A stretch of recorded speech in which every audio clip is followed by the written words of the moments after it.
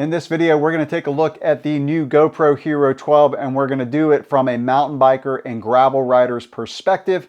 This is not a tech channel, this is a cycling channel, and so we're going to look at the new features from that perspective.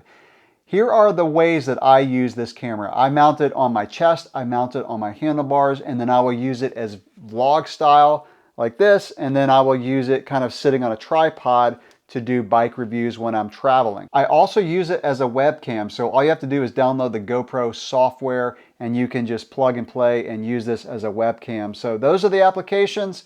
Let's get into it. I'll go over the new features of this camera compared to the Hero 11. And speaking of the Hero 11, you can see that it's the same form factor, exact same. The only difference is it has a 12 on the outside versus an 11. The record button no longer has the red circle, has kind of an engraved circle at the top, and then it has some speckles on it. I like the fact that the form factor is the same because I have a media mod that I put it into, and I have some other accessories. Here are the new features that they've added for the Hero 12. First of all, it does HDR video. And so during this video, we're gonna do some sample footage to look at standard versus HDR. I'm not really gonna do a lot of comparison to the Hero 11. I'll do one quick sample, but I don't think you're going to see a difference in the standard video profile between the Hero 12 and the Hero 11. So we're going to compare HDR of the Hero 12 to the standard and see if we notice a difference. Also, the Hero 12 has improved Hypersmooth. It's now Hypersmooth 6.0, and that's the stabilization. The stabilization of the Hero 11 was mind-blowingly good. I no longer have to use a gimbal when I have it mounted on my chest. One new feature that I'm really excited about, it may not apply to you, but it now has a tripod mount underneath. Specifically, it's called a 1/4-20 mount, and I can just mount this right on my tripod. Again, when I travel, when I do bike reviews, I won't bring my big camera that I'm using right now. I'll just bring this, and now I can just put it on the tripod without having to use a little adapter. The Hero 12 also has longer battery life, and I think the way that GoPro has done this is they've removed GPS. I didn't use GPS overlays in my videos. If you did, then you're just not gonna have that in the Hero 12 because GoPro removed that. But the advantage, like I said, is that it improves the battery life. How much? Well, if you record in 5.3K 60, it's 100% more battery life than you had in the Hero 11. If you record 4K 120, it's 107% more battery life. But when you get to the lower frame rates, 4K 60, 4K 30, 1080 60, then you're looking at around 15 or 16%. But if you shoot in those higher frame rates and higher resolution, you're gonna have a lot more battery life with the Hero 12. Another thing that's really cool about the Hero 12 is you can now shoot 9:16 videos. So that is vertical video that you see in YouTube Shorts. Again, this may not apply to you. What I had to do before with the Hero 11 is shoot in the new 8:7 aspect ratio and then just put it as 9:16 when I edit the video. Now you can do it straight out of camera. You can do vertical videos, keeping the camera like this. So you no longer have to put the camera to the side, which when you use a chest mount or a handlebar mount, that was really hard to do. So now I can just keep the camera like this. I can shoot a vertical video. Again, it may not apply to you, but as someone who is doing more YouTube Shorts, that's really cool. Something else that they've added is you can pair this with Bluetooth headphones. I've heard samples, but I'm not that impressed because Bluetooth headphone audio is not near as good as a professional microphone. When I shoot GoPro videos and I use external audio, I will use the media mod and then I will use a Rode Wireless Go, and that is an external microphone system that has really, really good audio. Three more features that I'll mention that I don't really use that much. I don't use the Max Lens mod yet. I may try it, but they've improved it where the field of view goes from 155 degrees now up to 177 degrees with the new Max Lens mod. Also, you can preview video recording on your phone. They took that away a while ago, and now if you are shooting and you use the phone app, you can actually see the video while you're shooting on the phone so you can frame it and things like that. And then finally, there is log recording. So if you are a videographer that uses log, you can now shoot log with the GoPro Hero 12. And I'm gonna show the new UI. The UI has changed a little bit, and we'll look at that real quick. And I'll show you how you get to the log profile. If you're not familiar with that, it's a flat picture profile that you add LUTs to, and those are lookup tables, I think it's called. And so you can basically color grade and bring out a lot more dynamic range in your video by shooting log and then color grading it, but it is some work to get it there. So if you just like shooting straight out of camera, that does not apply to you. So let me show you the UI and then we'll go outside and we'll look at some sample video. A fairly quick look at the new UI. If you swipe down from the top, looking at the shortcuts, these are fairly similar to the GoPro Hero 11. What is a little bit different now is when you swipe over here and you can see that you've got pair device, so that's where you can pair some Bluetooth headphones. And this is where you toggle on or off the Pro mode. I keep it on Pro mode. You can change it to easy mode, but I use Pro. And easy mode means the settings are much simpler. If you're looking at frame rate and resolutions, you don't even change that. It's just high quality or mid quality or whatever. When you go to preferences, this is a little bit different. If you go to video, again, I'm not going to go through all this stuff, but this is where you change your bit rate. So I've changed it to high, and you can also do bit depth, so 10-bit or 8-bit. If you're going to shoot log, by the way, you have to have this on 10-bit, otherwise you won't see the log option. So speaking of that, let's look at some of the frame rate resolution kind of thing, because this is where the menu is going to look different. So you can go to settings by tapping this little settings button here, or you can just hold down on the current setting. And so now you can see you've got standard HDR. Like I said, we're going to do some samples to see how HDR, how it works, and then log. So I will typically shoot standard or HDR. I'm not going to use log a whole lot. I shoot flat color and then I color grade it from there. And this is the new 9:16. Now, if you do HDR, you don't have that 9:16, that vertical video. You have to have it in standard to shoot 9:16. So, you know, everything changes as you select different options. And then this is where you can change your resolution. So you can see, if you're familiar with previous GoPros, the UI just looks a little bit different. Also, like, you got these menus that you can collapse now. So I'm going to collapse them all. You can see this. And then you can just expand them. So let's say you want to change the capture. You can change settings there, particularly like a timer or a zoom.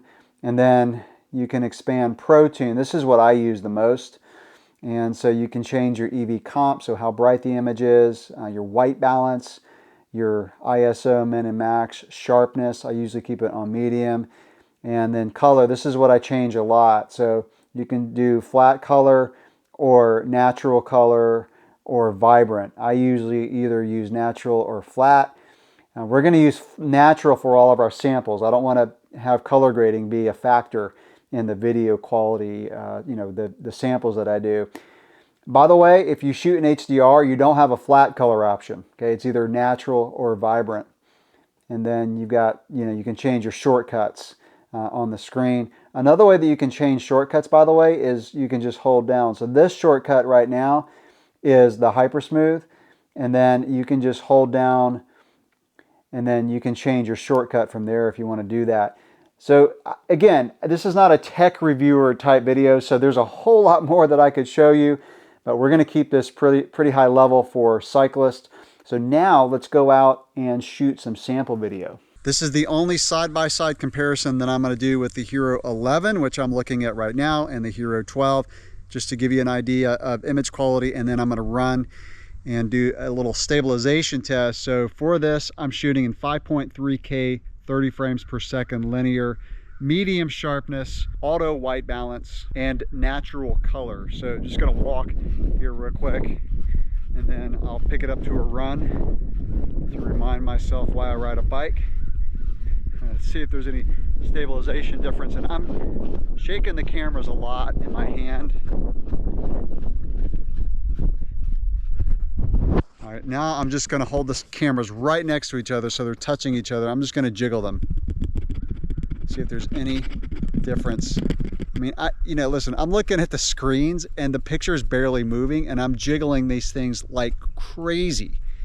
So we'll see if Hyper Smooth 6.0 is better than the previous Hyper Smooth. All right, that's my side-by-side comparison. Now let's do an HDR test. So this is standard on the Hero 12, and this is HDR. Is the sky behind me more detailed with HDR? It should be, if it really works. And so I'm using natural color, You have to use that in HDR, either natural or vibrant. You cannot shoot flat in HDR. So how is it? I hope it's good, because that's like one of the main differences. I would say the two most things that I'm excited about on the Hero 12 are HDR, and then I know it sounds crazy, but the little tripod mount underneath, so I don't have to use an adapter anymore. Okay, let's go back to standard one more time, and back to standard. All right, next, let's put it on the bike. Let's do a chest mount. Let's see how it looks. As you can see, this is standard with standard color. It's very smooth, and I actually had a problem with HDR that you'll see coming up, and that's the fact that it was much less stable on some sections than standard with standard color. Now, I typically shoot flat color and then color grade it, and I've got some samples coming up, and I'm shooting all of these with super view. Now, this is HDR, and you can see the stabilization is not near as good, and I have not heard anybody having this problem. I went back and looked at the clip data to make sure that stabilization, you know, they call it hypersmooth, was on, and it was indeed on for these clips. And the lighting is about the same. So hypersmooth breaks down in lighting where it's very heavily shaded or dusk, or, you know, just not good light, especially indoors.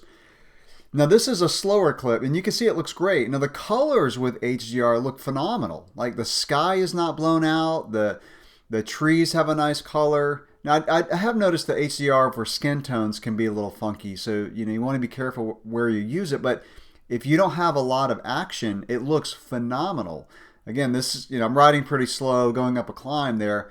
Now, this is back to a descending part, and like I said, I checked to make sure that hypersmooth was on in the clip data, and it was on. And so whenever I hit some, you know, pretty good roots and whatnot, it just breaks down, and which is really disappointing. And I'm going to do some research on this, but yeah, I very disappointing, because as I mentioned, the colors look really good. I mean, look at the dirt color and the trees and the sky. I mean, everything just looks great. Now, here's what I usually do. So this is shot in flat color. Now, I color grade by the clip. Like, I don't stop it when I go like into the shade and then back out into the more sunny areas. So the sky can be a little blown out, and this is just another clip where it's, you know, again, I shot it in flat color. I'll switch to an HDR clip coming up here in a second so you can see the difference. But I do like the colors of HDR. They just look richer. So, you know, back to HDR here, and you can see just how good it looks. But as you'll see, I'll hit some bumps, and the stabilization just kind of breaks down. So, unfortunately, I don't think I'm going to be able to use HDR on downhills when mountain biking. So obviously I'm disappointed with HDR for mountain biking. Now, I went out and I did a running clip where I held the camera, and HDR did fine for stabilization for that. So here's the clip so you can see it. So I've got it in HDR wide. I'm gonna run just for this test to see if HDR is less stable.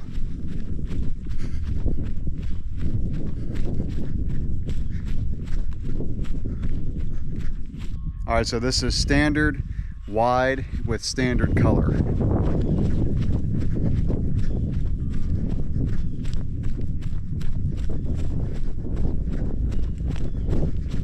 As I wrap up this video, I'm going to do one last thing, and I'm going to put the GoPro on the tripod to replace the camera that I'm shooting with right now. So it's a Sony a7 IV. It's a professional grade camera. So for those of you who maybe want to start a YouTube channel or do some recording inside, and I've got some really good lights here, but if you want to maybe see if a GoPro could replace a camera like this, I'm kind of curious to see what this looks like. So just for the final scene, I'm going to put this in the medium mod. I'm going to hook up the microphone to it so the audio will be really good. But let's see how the video compares to a professional grade DSLR. All right, so this is the GoPro on HDR in my studio. I've got the GoPro like right in front of me, like I'm touching it.